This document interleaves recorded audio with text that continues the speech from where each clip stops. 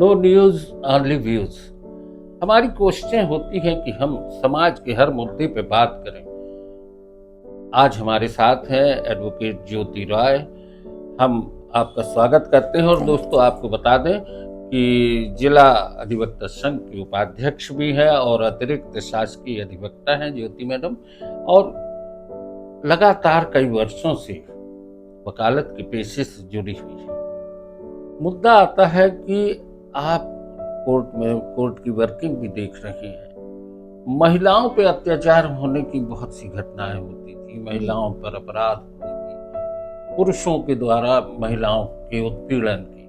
लेकिन अभी हाल में जिस तरह की घटनाएं सामने आई हैं, उसमें चाहे अपन इंदौर के राजा रघुवंशी वाला मामला देखें, अभी एक एसिड अटैक जबलपुर में भी एक लड़की ने एक दूसरी लड़की को एसिड अटैक हुआ। तो ये इस तरह की प्रवृत्ति को लेके आप क्या कहना चाहेंगे? पहली बात तो मैं ये कहना चाहूंगी कि अपराध कभी महिला या पुरुष से संबंधित नहीं होता। अपराध होता है। अपराध के पीछे पारिवारिक जो हमारा बैकग्राउंड होता है, सामाजिक स्तर पर उस परिवार की क्या प्रतिष्ठा है या वो किस तरीके से उनके परिवार का माहौल, ये भी बहुत हद तक डिपेंड करता है। और जो आज की बहुत बड़ी समस्या कई वर्षों से बनी हुई है, छोटे परिवार, सीमित परिवार और माता पिता का वर्किंग होना, इसके कारण से मुझे ऐसा लगता है कि कहीं ना कहीं हमारा जो एक पारिवारिक एक जो कंट्रोल था वो बच्चों पर से खत्म होता जा रहा है। मोस्टली माता पिता को पता ही नहीं होता कि हमारा बच्चा कोचिंग जा रहा है या हमारा बच्चा कहाँ जा रहा है। पहले ये होता था कि संयुक्त परिवार होने से, या जब हम एकल परिवार में भी आ गए थे तो माँ वर्किंग नहीं थी, तो वहाँ वो अपने बच्चों की तरफ ध्यान देती थी कि स्कूल से कितने बजे आ रहा है, कब कहाँ जा रहा है, कैसे लोगों के बीच इसका उठना बैठना है। और उस समय नेट का इतना कोई यूज नहीं होता था, तो ये दुनिया भर की चैटिंग और इन सारी चीजों से लोग फ्री रहते थे। अब आज के समय में लोग पूरी तरह मोबाइल के कब्जे में जा चुके हैं। वो क्या चैट कर रहे हैं हर बच्चे को, और ये आपका जो आजकल ऑनलाइन सिस्टम हो गया है एजुकेशन का, ये एक बहुत बड़ा कारण बन गया कि माँ बाप को खुद अपने हाथों से मोबाइल उनको प्रोवाइड कराना पड़ रहा है, लैपटॉप उनको प्रोवाइड कराना पड़ रहा है, उसमें नेट यूज उनको वो खुद डेटा दे रहे हैं कि आप अपना अच्छी तरह पढ़ाई करो, और उसके बाद वो अपने अपने काम पर लग जाते हैं या अपने अपने वर्क प्लेस पर चले जाते हैं। अब वो बच्चा क्या सर्च कर रहा है, जैसे आपने एसिड अटैक वाला जो मैटर बताया, उसमें ये स्थिति थी कि वो लड़की एसिड कहाँ से मिलेगा, उसका कैसे हम यूज करेंगे, वो सारी चीजें उसने बकायदा नेट से निकाली है। एक पूरा प्रोग्राम, एक पूरा अपने दिमाग में उसने खाका बिठाया कि हमें किस किस तरीके से उसको हासिल करना है, और उसने उस चीज को हासिल किया। अगर माँ बाप जरा भी अवेयर होते और उस बच्चे की काउंसलिंग करते प्रॉपर कि तुम क्या देख रही हो, तुम क्या कर रही हो, तो डेफिनेटली अपराध नहीं होता। और उसकी जगह ईर्ष्या को लेकर के पूरा मैटर हुआ। ये ईर्ष्या तो किसी के भी मन में हो सकती है, लेकिन कहीं ना कहीं हमारे जो बच्चे हैं इनको काउंसलिंग की जरूरत है, इनको लीगल अवेयरनेस की जरूरत है, इनको इस बात की जरूरत है कि हमारी जो वैल्यूज हैं जिनको लेकर के हम चले हैं, हमारा परिवार जिस वैल्यू के साथ में चलता रहा है वो किस तरीके से हमने बनाई है, उनको किस तरीके से मेंटेन करना है, बच्चों को बताने की बहुत जरूरत है। रही बात महिलाओं की, तो अभी वो भी मैं कहीं ना कहीं इसी चीज से रिलेट करूंगी कि पहले महिलाओं के ऊपर भाई का, पिता का, ऐसे बहुत सारे लोगों का एक वो रहता था कि उनकी निगरानी रहती थी कि कहाँ जा रही हैं, कहाँ क्या कर रही हैं। अब जब हमने एक स्वतंत्र समाज के नागरिक के रूप में जब महिलाओं को हमने देख लिया है, बच्चे हैं, तो अब ये होता है कि वो किनसे मिल रही हैं, कहाँ जा रही हैं, ये सारी चीजें हमको पता नहीं चलती। और धीरे धीरे बहुत से ऐसे अपराधों में आजकल महिलाएं कुछ अपराधों में लिप्त होती जा रही हैं, जिसके कारण ये ऐसी घटनाएं सामने आ रही। हालांकि बहुत रेयर है, ऐसा नहीं कहा जा सकता कि हर महिला अपराध में लगी हुई, ऐसा हो तो फिर पूरा पारिवारिक ढांचा ही ढह जाएगा, तो ऐसा नहीं कह सकते। लेकिन हाँ, ये निश्चित ये माना जा रहा है कि महिलाएं इस समय जो महीने 1.5 महीने से जो घटनाएं आ रही हैं, उसने शादी, परिवार, इन पर एक क्वेश्चन तो लगाया है। लेकिन ये मैं ऐसा सोचती हूँ शायद मीडिया उसको बहुत बढ़ा चढ़ा करके प्रेजेंट कर रहा है, क्योंकि अपराध तो ऐसे पहले भी होते हैं, प्रेमी प्रेमिका के साथ भाग जाना, ऐसे अपराध तो पहले भी हुए हैं। एक बात कही कि मीडिया इसको करता है, लेकिन मुद्दा मीडिया का नहीं, हाँ, मुद्दा है समाज का। मीडिया क्या होता है, जो चीज मिलेगी वो उसको दिखाता है, पर आप रात दिन से अगर जो घटना हो रही है, पहले लोगों के पास में इतना मीडिया का ऐसा यूज नहीं था, ऐसा जानकारी नहीं होती थी। हाँ, ये है, अब ये अब स्थिति हो गई सूचनाएं कि हर तेजी 2-2 से मिनट, पहुंच 5-5 मिनट में एक न्यूज जो है वो 100 टाइम्स, 200 टाइम्स आपको कंटिन्यू देखने के लिए मिलती है। अलग अलग आप चैनल्स ओपन करते हो, वो न्यूज अलग अलग तरीके से हर चैनल में दिखाई जाती है। तो कहीं ना कहीं वो मैटर इतना बढ़ चढ़ करके लोगों के दिमाग में बैठ जाता है कि पूरा फोकस उसी पे चला जाता है कि क्या महिलाएं ही ऐसे अपराध कर रही हैं क्या। लोग बोलते हैं भाई हमें तो हनीमून पर भी नहीं जाना, अब तो लोग शादी के हाँ, नाम से डर रहे हैं। आपके अगर अपन चुटकुले देखें तो टोटल आजकल इसी पर बन रहे हैं कि कैसे पुरुष अपनी सुरक्षा करें। हाँ, वो अभी तो एक हमने ये व्हाट्सएप पे देखा था, एक रील। मतलब ऐसा अजीब सा एक माहौल बन गया, जबकि ऐसा नहीं है। महिला तो पहले भी बहुत सॉफ्ट थी, आज भी बहुत सॉफ्ट है अपनी सोच से, अपनी चीजों से, पूरे परिवार को लेकर के चल रही है। कुछ ऐसे मामले आ जाते हैं क्योंकि अपराध अपराध तो किसी भी व्यक्ति के द्वारा किया जा सकता है, कोई भी अपराध में संलिप्त हो सकता है।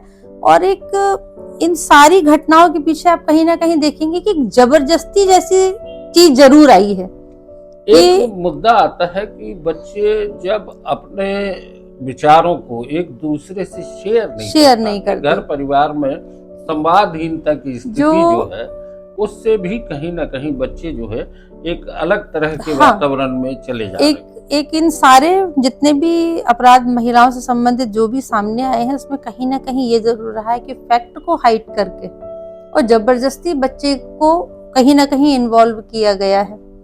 इस वजह से जैसे जो सोनम रघुवंशी वाला, जो राजा रघुवंशी वाला जो कांड है, उसमें भी टोटल यही है कि वो लड़की शादी नहीं करना चाहती थी। फोर्सफुली परिवार वालों ने उसकी कि लड़का अच्छा है, यहाँ शादी कर लो, उसकी शादी करा दी।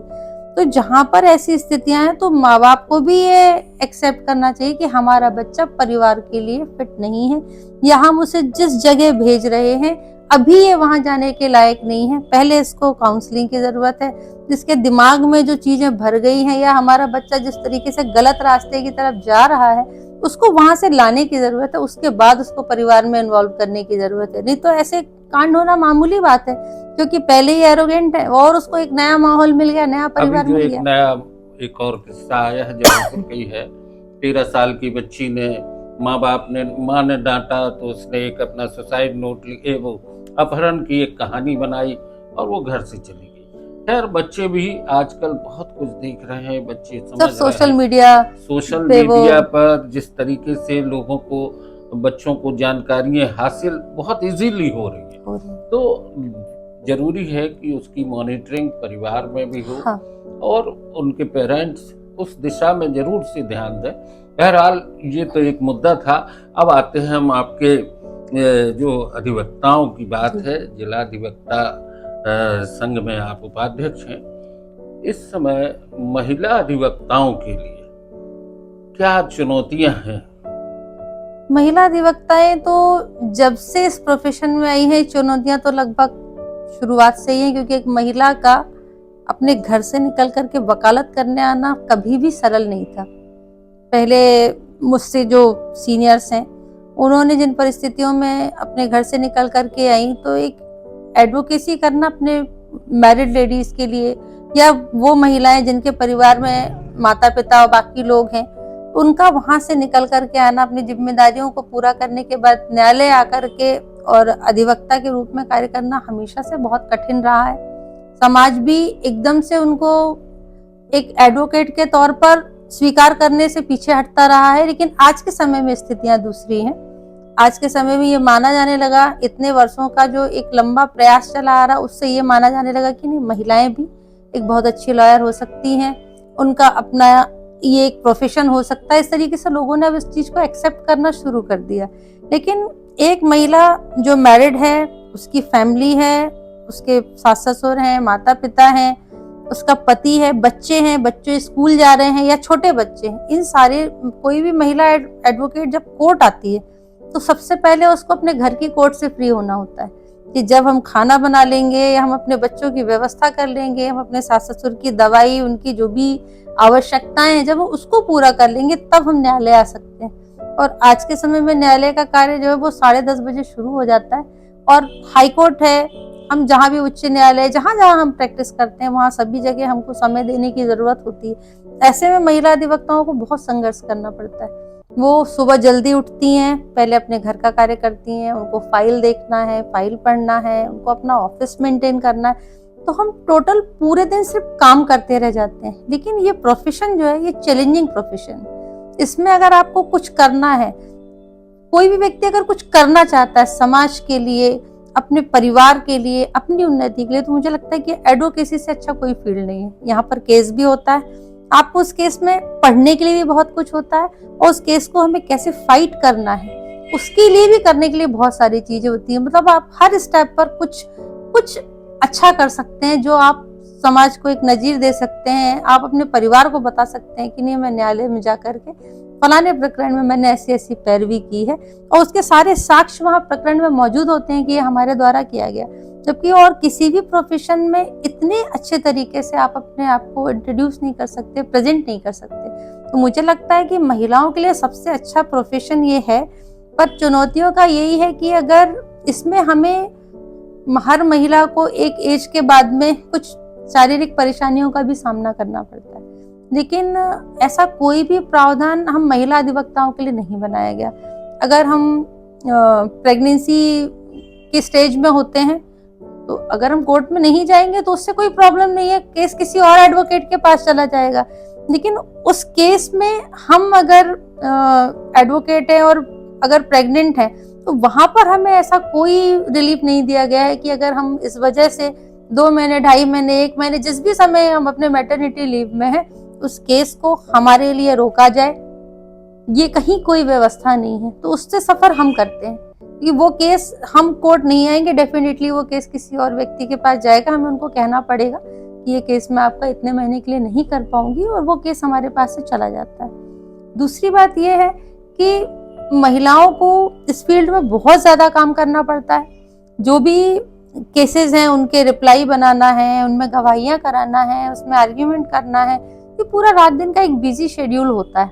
उस शेड्यूल के साथ उसको अपनी फैमिली को भी टाइम देना है। तो ये सब चीजें बहुत चुनौतीपूर्ण है, और समाज का एक नजरिया आज भी है, आपने सुना होगा, आ गई वकीलन वकालत बताने के लिए। तो हम लोग सिर्फ कोर्ट में एडवोकेट नहीं होते, समाज ने भी हमको डिक्लेयर कर दिया है। हम अपने पड़ोसी के यहाँ अगर उसकी बहू से बात कर लेंगे तो सास बोलेगी क्या बोल रही थी, क्या सिखा रही थी वो। और अगर सास बहू की कहीं लड़ाई हो गई तो सीधा सा बोल देंगे कि वो वकील से बात कर रही थी, उसने सिखाया होगा। जबकि हम कानून बताने के लिए हैं, हम न्याय की बात करने के लिए हैं, लेकिन एक मेंटेलिटी बन गई। तो समाज भी महिला अधिवक्ताओं को बहुत धीरे धीरे स्वीकार करता है, उसके अच्छे पक्ष को। है कि आपको भी हमने देखा, आज लगभग लंबा 27 साल की प्रैक्टिस हो गई मेरी। जो पीरियड है, निश्चित है आपने एक अपनी पहचान बनाई है, और चुनौतियां हर फील्ड में है। ऐसा नहीं कि महिलाओं की केवल अधिवक्ताओं नहीं, अच्छा लगता है चुनौतियों के साथ काम करने में, ज्यादा मजा आता है। अपने काम को पूरी ईमानदारी से करते हैं और उसके अच्छे परिणाम होते हैं, पीड़ित को न्याय मिल जाता है, तो वो जो खुशी होती है वो एक अपने तरह की होती है। आपने नो न्यूज ऑनली व्यूज से चर्चा की, बहुत बहुत धन्यवाद। थैंक यू सो मच, आपको बहुत सारी शुभकामनाएं।